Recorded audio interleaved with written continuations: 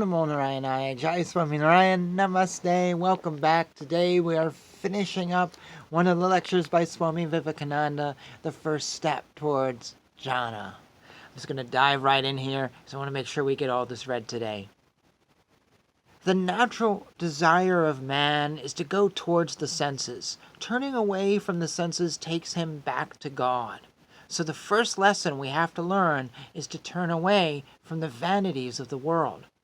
How long will you go on sinking and diving down and going up for 5 minutes to again sink down, again come up and sink and so on, tossed up and down?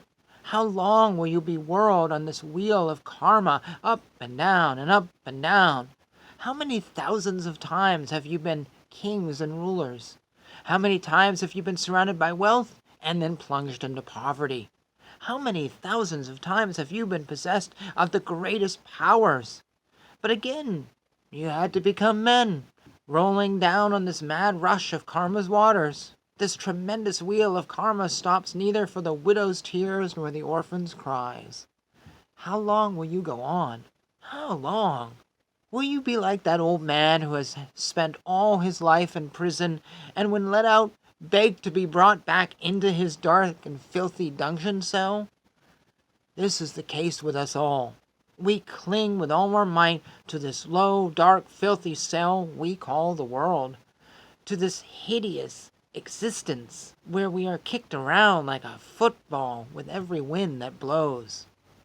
We are slaves in the hands of nature, slaves to a bit of bread, to praise, to blame, slaves to our spouses, to our children, to our parents, to society, to everything. People go around this world, and they will beg, steal, rob, do anything to make their son, who is humpback and ugly looking, happy. They will do wicked things to make their son happy. Why?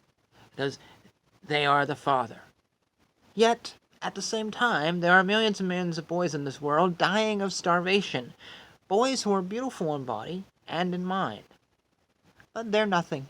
They don't mean anything. Let them all die. The only thing is this one boy.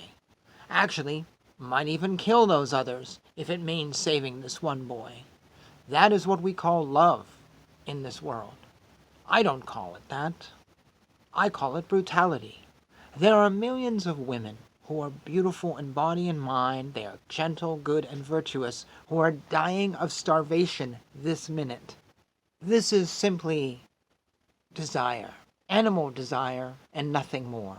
It is not love. Turn away from this mindset. Turn away from these actions. Put a stop to these hideous dreams. When the mind comes to that state of disgust with all the vanities of life, it is called turning away from nature. This is the first step. All desires must be given up, even the desire of getting heaven. What is heaven anyways? A place to sing psalms all the time? And what for? To live there and have a nice healthy body with phosphorescent light or something of this kind coming out of every part, with a halo around the head and with wings and the power to walk through walls? If there be powers, they must pass away sooner or later. If there is a heaven, or many layers of heaven with many grades of enjoyment, there cannot be a body that lives forever. Death will overtake us at some point, even there. Every conjunction must have a disjunction. No body, finer or coarser, can be manufactured without particles of matter coming together. Whenever two particles come together, they are held together by a certain attraction, and there will come a time when those particles will separate. This is the eternal law. So whenever there is a body, either grosser or finer, in heaven or earth, death will, at some point, overcome it. Therefore, all the desires of enjoyment in this life or in a life to come should be given up. People have a natural desire to enjoy. And when they do not find their selfish enjoyments in this life, they think that after death they will find those enjoyments.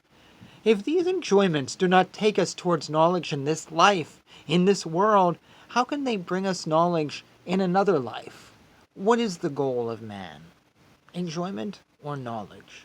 Certainly not enjoyment. Man is not born to have pleasure or to suffer pain. Knowledge is the goal. Knowledge is the only pleasure we can have.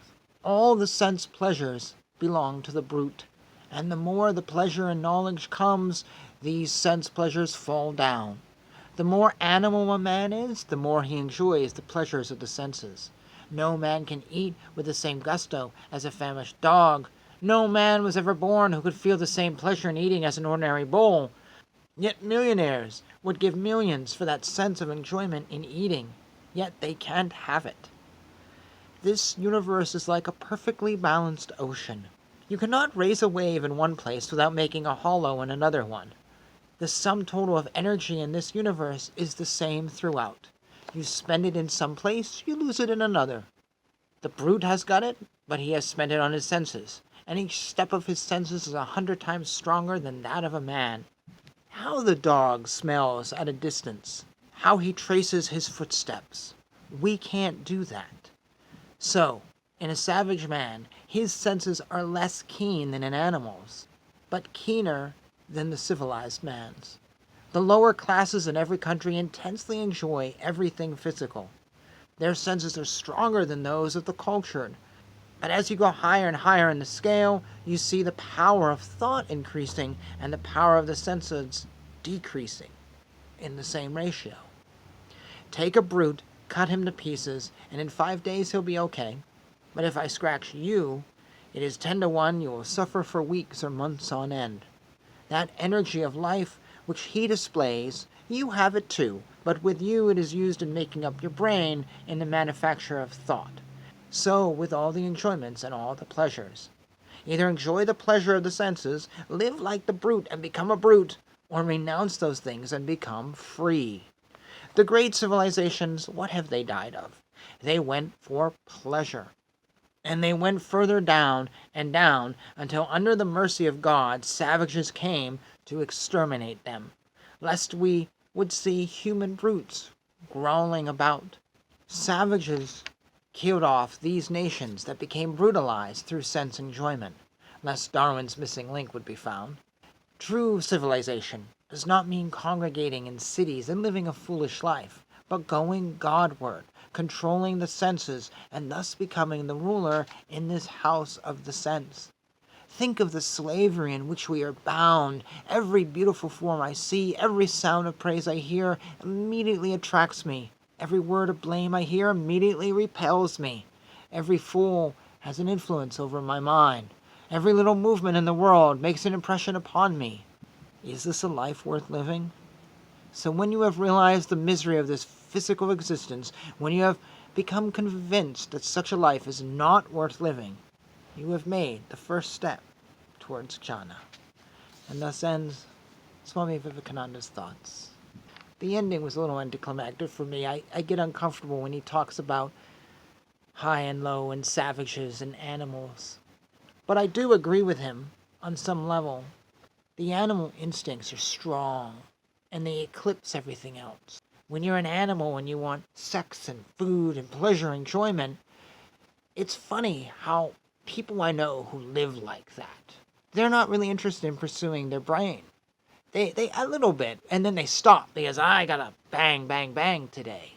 They lust after food, and they go, well, I have no time to read a book. Well, I don't know about you, but I read when I'm eating, so actually you do have time to read a book. But you have to eat all this, and that's just so consuming to you. You're like an animal. So he is right about that. There is this thing of our animal instincts and our sense enjoyment and our intellectual development. And I fear that society is pushing the animal instincts. They want us to be just animals, lustful, sex craving, whatever, sense enjoyment craving. Gotta get on my phone. Gotta get on TikTok. I don't have time to think or be rational or debate people about the government or debate people about science or learn about science. I don't have time for that because I gotta watch this video about people dancing with cats on TikTok. I really think that's what the world is pushing. So while some of his terminology is a little off, I absolutely agree with what he's saying. And it's sad, over a century later, I think this is 100% exactly how society is going. So he predicted it. Did anyone hear him? I don't know. Maybe I don't know. I don't know if we're worse off now than when he was around. It's just a different type of sense enjoyment, and the world is different. But yeah, it's a little sad. And now that now I've kind of reversed my feelings on this. Now I'm just feeling sad at the end of this. Anyways, that's a good place to end this. So we're gonna go on with another lecture after this. So until then, Jai Shri Krishna, Jai Shri Swami Narayan. Hare Krishna, Krishna Krishna, Hare Hare, Hare Rama, Rama Rama, Hare Hare.